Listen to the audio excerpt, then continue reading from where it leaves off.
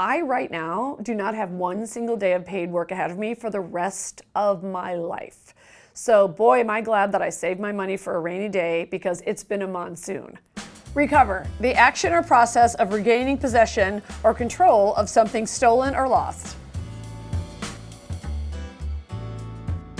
I'm Kathy Griffin, comedian, television star. I have 2 Emmys and a Grammy. I knew that I wanted to work in comedy, honestly, since I can remember, like I was 5 years old. So when I moved to Los Angeles, I was an extra for about 3 years, and I got $25 a day and a wardrobe bump of $15 if I wore my own clothes. So I always begged to wear my own clothes. And I swear, I didn't get a paid acting gig for 10 years.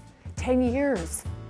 The thing that changed my life, I will say, with one phone call overnight, basically, was, and by the way, when I say overnight, I was 36 when I got this job, but I auditioned for a show called Suddenly Susan, and Brooke Shields was the lead. It was between ER and Seinfeld at the height of the fame of both of those shows. It was the first time I started making real money, and that was a big change for me because it got me my first HBO special, which then led to my second special, which was a full hour, and then I went to Bravo. An image posted on social media yesterday showed Griffin holding what appears to be a bloody mask of President Trump's face. I certainly learned that your life can change overnight. So what happened was, I took the infamous photo with the Trump mask and ketchup on it with a photographer named Tyler Shields. And I was in the middle of a 50-city tour, and I was 25 cities in, and the photo went live on TMZ, and I think the title was something like, Kathy Griffin joins ISIS and severs Donald Trump's head.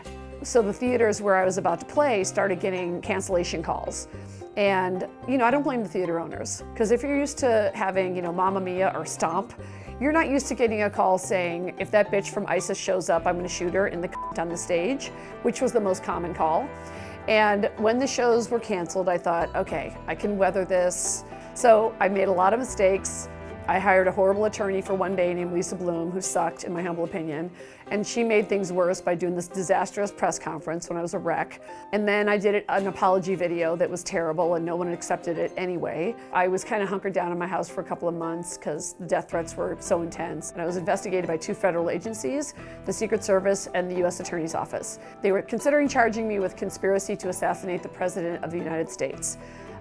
Which holds a lifetime sentence. So I thought, okay, I'm up against a layered campaign, and I'm just me.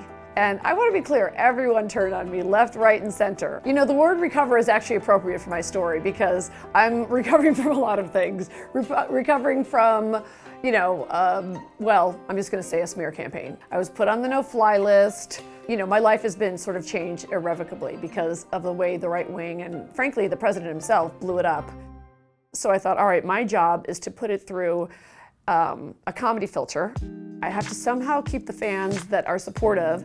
The fans that I've lost forever are never going to come back, but I have some new fans sort of from the resistance, like-minded people. I'll go back to what I do best. So when I got off the no-fly list, I traveled overseas. I started in Auckland, New Zealand. I sold out the Sydney Opera House. I did 5 markets in Australia.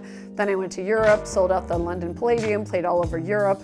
So I hired a marketing firm in DC, and they taught me how to geo-target my own ad buys, which at the ripe age of 57, I started my first mailing list and text list. Actually, as a result that all that crazy stuff that happened, I feel I'm more of a self-made woman now than I ever have been. I decided to make a record of basically the tour. So I funded it myself, and I hired a great blue chip director named Troy Miller, who I've known for decades. And then I just thought, I wonder if there's ever a chance I could get this film into a film festival.